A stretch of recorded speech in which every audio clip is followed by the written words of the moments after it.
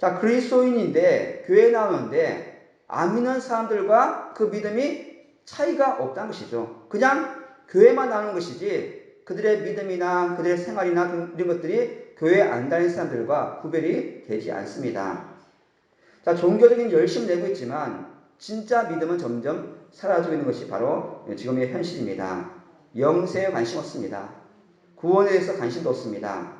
기독교는 그들에게는 수많은 종교 중에 하나라는 것이죠. 불교나 천주교나 기독교나 유교나 많은 종교 중에 하나지 유일한 종교가 아닌 것을 그들은 그렇게 살아가고 있습니다. 수많은 사람들이 그리스도 교회에 나오지만 전도도 열심히 합니다. 그런데 하나님 나라에 대해서, 영생에 대해서, 또 마지막 심판에 대해서 점점 관심이 없어진다는 것이죠. 자, 예수님 당시에도 마찬가지입니다. 예수님 당시에도 유대인들, 또 서기관들, 바리새인들 누구보다 종교적인 열심이 많았던 사람들입니다. 하지만 그들은 하나님의 아들이신 예수님을 거부했습니다. 믿지 않았다는 것이죠. 그들은 하나님의 나라를 기다렸고 빨리 이 땅에 메시아가 와서 우리를 구원하기 기다렸지만 실제로 그들 앞에 메시아가 오셨고 예수님이 오셨지만 그들은 믿지 않았던 것이죠. 심지어 그들은 예수님께 도전합니다. 당시 누굽니까? 어디서 권위가 그렇게 세워졌습니까? 그런 이스라엘 사람들에게 예수님은 오늘 끔찍한 경고를 하고 있습니다. 오늘 읽은 22장 13절 말씀에 이렇게 되어 있습니다. 임금이 서한들에게 말하되 그 손발을 묶고 바깥 어두운 데에 내 던지라. 거기서 슬피 울며 이를 갈게 되리라 하니라. 오늘 본문은 혼인잔치에 대한 비유인데 하나님의 초청과 예수님의 부르심에 또 가르침에 반응하지 않는 자들, 그들에게는 심판이 있을 것임을 경고를 해주고 있습니다. 이건 비유입니다. 비유인데 한 임금이 자기 아들을 위해서 혼인잔치를 베풉니다. 그리고 이 당시에 이 잔치를 베풀면 초대를 2번 합니다. 첫째는 미리 예고하는 것이죠. 언제 우리 아들이 결혼할 것인데 그때 올 수 있겠습니까? 그러면 그들이 네, 아니요 답하겠죠. 그 네라고 답한 사람들에게 다시 한번 그 혼인잔치가 되면 그때가 되면 다시 한번 알려줍니다. 이제 당시 온다 했으니까 오십시오. 그것이 바로 이 초청의 의미인데 그래서 오늘 마태복음 22장 3절 말씀 보시면 이렇게 있습니다. 그 종들을 보내어 그 청한 사람들을 혼인잔치에 오라 하였더니 오기를 싫어하거늘. 자, 이들이 이미 청함 받았다는 것이죠. 초청 받았습니다. 그리고 가겠다고 확답을 줬습니다. 그래서 그 청한 사람들에게 오겠다는 사람들에게 혼인잔치에 오라고 했더니 그들이 갑자기 못 간다는 것이죠. 이들은 첫 번째 초청을 추적했던 사람들입니다. 내가 가겠습니다. 내가 무슨 일이 있어도 내가 그 잔치에 가겠습니다. 근데 그날 되니까 이들이 안 가겠다는 것이죠. 우리도 그런 경우가 있죠. 잔치를 베풀어가지고 사람들 오라 했는데 아니면 약속을 하고 시간 잡았는데 안 오면 그 준비한 음식이 다 무효가 되는 것이죠. 자, 이 비유에서 사람들이 결혼잔치에 초대를 무시하고 또 종을 통한 왕의 명령인데 왕의 혼인잔치인데 그것을 거절한다는 것은 실제에서는 그런 일이 없겠죠. 하지만 왕은 다른 종들을 보내서 다시 한번 재차 초대를 합니다. 그런데 초대된 자들이 일부는 바쁘다고 거절하고 일부는 오히려 모욕합니다. 22장 5절 6절 말씀이 되어 있습니다. 그들이 돌아보지도 않고 한 사람은 자기 밭으로 한 사람은 자기 사업하러 가고 그 남은 자들은 종들을 잡아 모욕하고 죽이니. 자, 어떤 일부의 사람들은 거절 이유가 뭐냐면 내가 밭에 가야 된다. 내가 일을 해야 된다.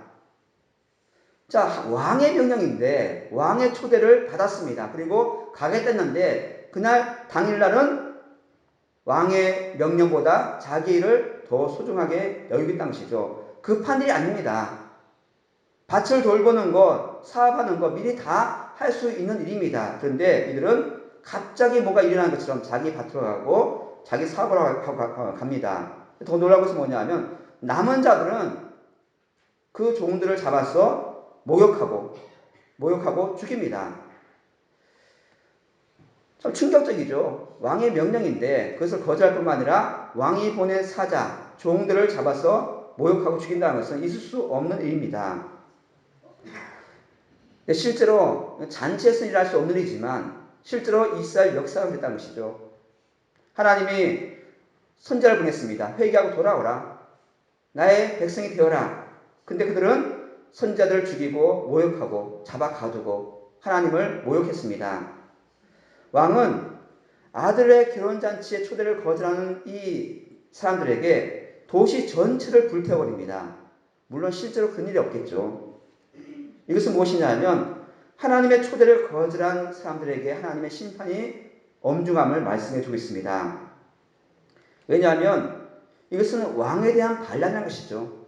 왕의 명령을 거부하고 왕의 초대를 거부한다는 것은 뭐냐면 하나님에 대한 도전이고 왕에 대한 도전입니다. 반역입니다. 그러니까 반역죄로 다스리는 것이죠. 자, 혼인잔치에 초대받은 사람들이 거부하고 심판을 받기 때문에 실제로 참석한 사람들이 많지 않습니다. 혼인잔치에. 그러다 보니까 그 주인이 나가서 데려와라 명령하시죠.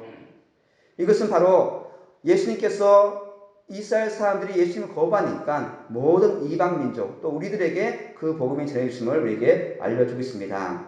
천국의 초대자들은 힘들고 어렵고 가난하고 어려움 받는 사람들이 주님 앞에 나왔다는 것이죠. 자, 이제 이 비유를 보시면 마지막에 우리가 함께 읽은 말씀인데, 자, 혼인잔치에 왔습니다. 그런데 어떤 문제가 생겼어요. 그것은 뭐냐면 예복을 안 입은 사람이 있다는 것이죠.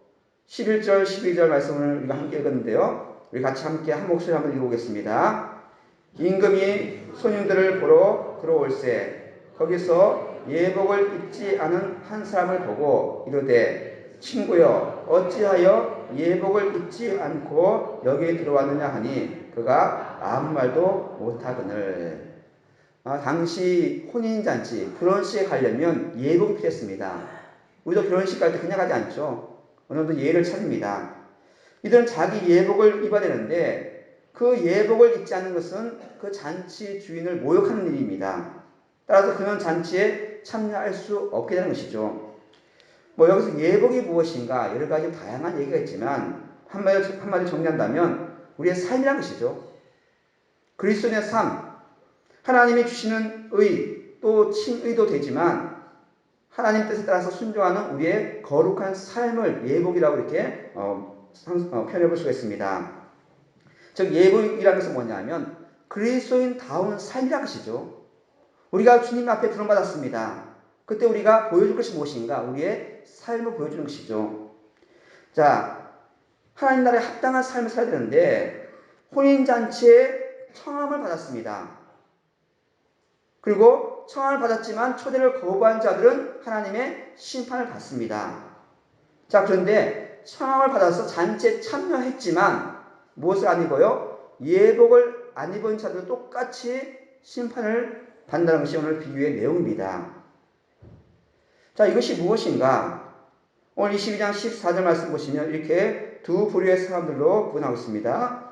청함을 받은 자는 많되 택함을 입은 자는 적으니라. 자, 청함 받은 자와 택함 받은 자가 두 종류로 분류됩니다.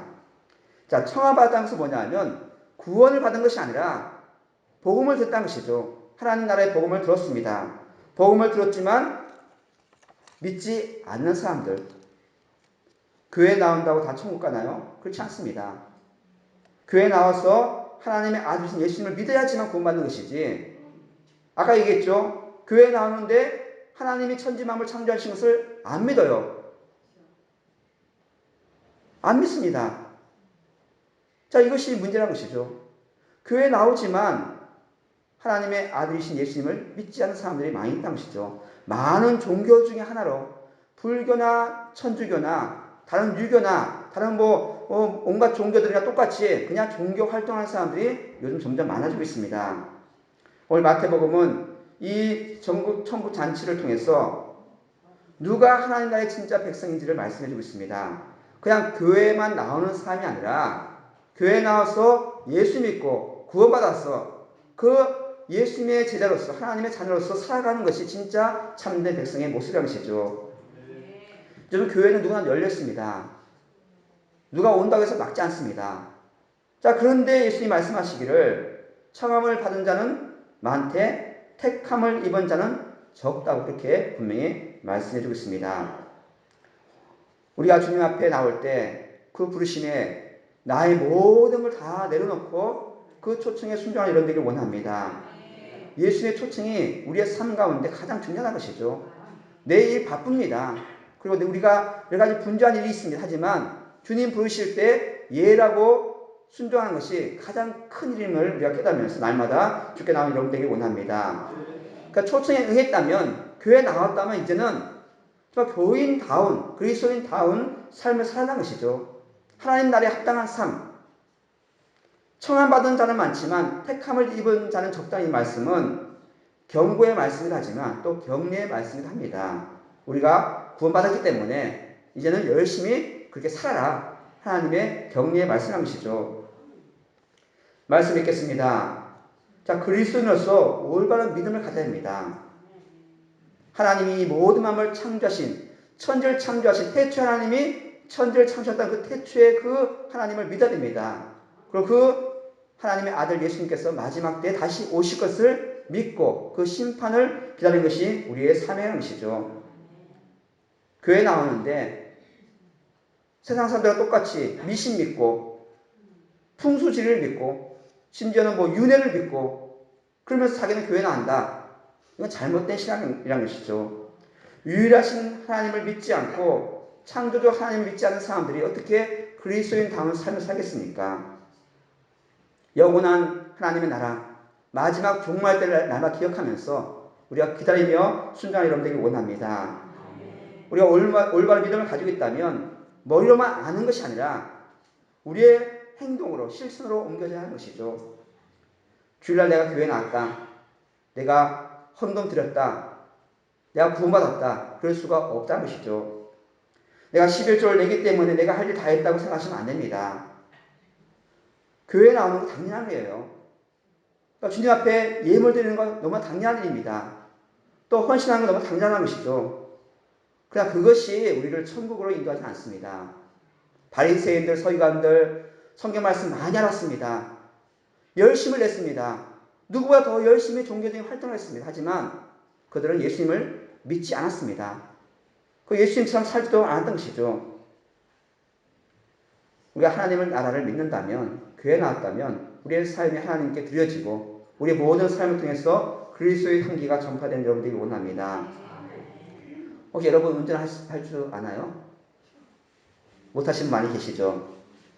자, 오늘 이렇게 차를 갖고 오신 분이 계실 텐데 운전면허 있지만 운전면허 있다고 운전하나요? 아닙니다. 운전면허 있지만 운전을 못하시는 분들도 많이 있습니다. 이런 분들을 운전할 수 있다 할 수 있을까요? 그럴 수 없다는 것이죠. 자, 반대로 운전은 잘하는데 누구나 운전은 잘해요. 그런데 운전면허가 없으면 어떻게 될까요? 큰일 났는데 잡혀갑니다. 운전면허가 있고 또 운전도 할 줄 알지만 그렇다고 그냥 차를 몰고 가면 안 되고요. 교통법을 잘 지켜야 되는 것이죠. 파란불이면 가고 빨간불이면 멈추고 그리고 기름도 넣어야 되고요. 차도 점검해야 되고 그냥 예수님 믿는다고 교회 나왔다 다 끝나는 것이 아니라는 것이죠. 그리스도인으로서 살아야 됩니다. 예수님처럼 살아야 되고요. 예수님 가르쳐주신 말씀을 믿고 그 말씀에 순종해야 한다는 것이죠. 예복을 입지 않은 자들은 자신은 그리스도라고 주장하지만 그들은 믿지 않습니다. 하나님 나라를 믿지 않고 영원한 천국을 믿지 않고 그러면서 그들은 교회에 나와서 기독교인이라 얘기하는 사람들이 많이 있다는 것이죠. 우리가 그리스도인이라고 믿는다면 내가 구원받았다고 믿는다면 그리스도처럼 예수님처럼 살아야 됩니다. 하나님 나라 백성이기 때문에 누구의 통치를 받아야 됩니까? 하나님의 통치를 받는 것이 우리가 해야 할 일이란 것이죠. 하나님 명령에 순종하는 것. 내가 교회 나왔는데 내 마음대로 살겠다. 그냥 날 감성하지 말라. 나 교회만 나가겠다. 그건 잘못된 신앙인 것이죠. 물론 여러 가지 바쁜 일이 있고요. 또 분주한 일이 있습니다. 꼭 교회만 아니라 가정이나 직장에서 그리스도인다운 삶을 사는 여러분 되길 원합니다. 누가 봤을 때 내가 저 사람 같으면 내가 교회 다니겠다. 내가 저분 같으면 내가 교회 나가겠다. 그렇게 소문나는 여러분들이 원합니다. 내가 하나님의 자녀라면, 그리스도인이라면 누가 봐도 아, 저 사람은 교회 다니는 사람, 누가 봐도 저 사람 믿을 만한 사람, 그렇게 인정받는 삶이 바로 하나님이 기뻐하는 삶인 줄 믿습니다. 우리는 초청만 받은 것이 아니라 이미 택함을 입은 구원받은 하나님의 자녀인 줄 믿습니다. 우리는 이미 하나님 나라의 잔치에 참여하고 있는 거예요. 그렇다면 우리가 그에 합당한 삶을 사는 것이 하나님이 원하시는 삶인 줄 믿습니다. 그리고 하나님께 나가서 정말 거룩한 백성으로서 구원받은 자로서 그 은혜 가운데 살아가는 여러분들이 원합니다. 그것이 바로 우리에게 주어진 사명이고 또 끝까지 여러분이 해야 할 일인 줄 믿습니다. 믿음 안에서 사는 사람들이 서로 사랑하는 것 너무 당연하다는 것이죠. 내가 죄인을 깨닫고 회개하고 열심히 선을 행하는 것, 열심히 기도하는 것, 열심히 전도하는 것 다 포함됩니다. 왜냐하면 우리가 구원받았기 때문에 하나님의 자녀가 되었기 때문에 구원받기 위해서 하는 것이 아니라 하나님의 자녀가 되었기 때문에 예복을 입은 자로서 거룩한 삶을 살아가는 것, 서로가 사랑하고, 왜냐하면 예수님이 그렇게 하셨거든요. 예수님처럼 서로 용서해 주는 것, 예수님처럼 서로 섬기는 것, 그것이 바로 우리가 그리스도인다운 삶의 모습인 줄 믿습니다. 하나님 기뻐하시고 예수님 행하신 그 말씀대로 사는 것, 바로 우리에게 주어진 사명인 것이죠. 그냥 교회만 나오는 것이 아니라 여러분의 가정이나 또 직장에 돌아가서 열심히 그냥 그리스도인으로 살아가는 여러분들이 원합니다. 전혀 자격 없는 우리들을 하나님께 부르셨고 천국 잔치에 초대하시고 우리를 택해 주셨습니다. 그리고 또 그렇게 살 수 있는 능력도 주셨습니다. 성령을 주셔서 영원토록 우리와 함께 하셨다고 하셨기 때문에 또 심지어는 말씀하죠. 필요한 것은 구하라. 기도해라. 그러면 내가 다 채워주겠다. 날마다 힘들고 어렵지만 필요한 것이 있으면 주께 간구하고 새 힘을 얻어서 우리가 어디 가든지 그리스도인다운 삶을 살아가는 여러분들이 원합니다. 내가 약하다. 나 원래 성격이 그래. 난 어쩔 수 없어. 아니란 것이죠. 하나님께서 우리가 정말 하나님께서 부르셨기 때문에 그 초청받은 자로서 더 나아가서 택함을 입은 자로서 또 예복을 입은 자로서 하나님이 기뻐하시는 거룩한 삶을 사는 여러분들이 원합니다. 수많은 사람들 중에서 택함받은 자는 적다고 말씀하셨다는 것이죠. 수많은 사람들 중에서 구원받은 자가 많지 않습니다. 우리마도 돼요. 우리 주변에 안 믿는 사람이 훨씬 많습니다. 그런 사람들 가운데 초청받은 사람 많지만 그 가운데 예수 믿고 구원받은 것에 대해서 감사하면서 날마다 주께 나가는 여러분들이 원합니다. 내가 하나님의 사랑을 택받았구나. 내가 열심히 살았어가 아니라 하나님의 은혜로 구원받았구나. 감사하면서 날마다 하나님께 영광 돌려드리고 세상 사람들에게 칭찬받고 하나님께 인정하는 여러분들이 원합니다.